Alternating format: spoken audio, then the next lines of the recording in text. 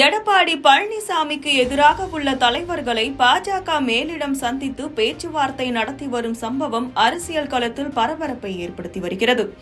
செங்கோட்டையனை தொடர்ந்து அடுத்த அதிமுகவின் இரு முக்கிய தலைவர்கள் அமித்ஷா மற்றும் நிர்மலா சீதாராமனை சந்தித்து பேசிய செய்திதான் அதிமுக நிர்வாகிகளிடையே குழப்பத்தை ஏற்படுத்தியுள்ளது.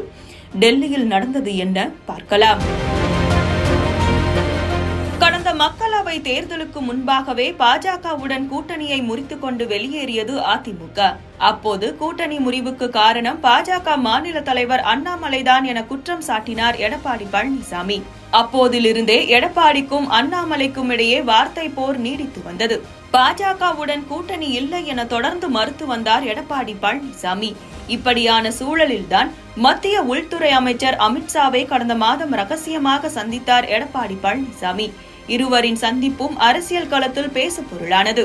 தமிழ்நாட்டில் உள்ள பிரச்சனைகள் குறித்து அமித்ஷாவிடம் பேசியதாக கூறி முற்றுப்புள்ளி வைத்தார் எடப்பாடி பழனிசாமி. அதிமுக பாஜக கூட்டணி குறித்து பேச்சுவார்த்தை நடந்து வருகிறது என்றும் உரிய நேரத்தில் அறிவிக்கப்படும் எனவும் நிகழ்ச்சி ஒன்றில் பேசியிருந்தார் உள்துறை அமைச்சர் அமித்ஷா. அமித்ஷாவின் இந்த பேச்சுதான் தமிழக அரசியல் களத்தில் பேசு பொருளானது. மீண்டும் அதிமுக பாஜகவுடன் கூட்டணி வைத்து விட்டார்கள் என எதிர்க்கட்சிகள் விமர்சனம் செய்து வந்தன.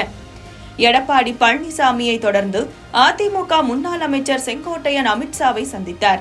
எடப்பாடி பழனிசாமி இல்லாத அதிமுக அணியை உருவாக்குவது குறித்து பாஜக பேச்சுவார்த்தை நடந்ததாக தகவல் வெளியானது. இந்த சந்திப்பு அதிமுக முக்கிய நிர்வாகிகளிடையே சலசலப்பை ஏற்படுத்தியது. இந்நிலையில் நிதியமைச்சர் நிர்மலா சீதாராமனை அதிமுக மூத்த தலைவரும் ராஜ்யசபா எம்பியுமான தம்பிதுரை சந்தித்து பேசியுள்ளார். எடப்பாடி பழனிசாமிக்கு மிகவும் நெருக்கமான டெல்லி முகமாக அறியப்படும் தம்பிதுரை நிர்மலா சீதாராமனை சந்தித்து பேசியது முக்கியத்துவம் வாய்ந்ததாக பார்க்கப்படுகிறது. இந்த சந்திப்பு 1 மணி நேரம் நீடித்ததாக கூறப்படுகிறது. அதே நேரத்தில் உள்துறை அமைச்சர் அமித்ஷாவை CV சண்முகம் சந்தித்து பேசியதாக தகவல் வெளியாகியுள்ளது. மாறி மாறி பாஜக மேலிடம் அதிமுகவின் முக்கிய நிர்வாகிகளை சந்தித்து வருவது அதிமுக நிர்வாகிகளிடையே சலசலப்பை ஏற்படுத்தியுள்ளது. விரைவில் எடப்பாடி பழனிசாமி இல்லாத அதிமுக அணியை உருவாக்க பாஜக திட்டம் போட்டு வருவதாகவும் அதற்கான விடை விரைவில் தெரிய வரும் என்கின்றனர் அரசியல் விமர்சகர்கள்.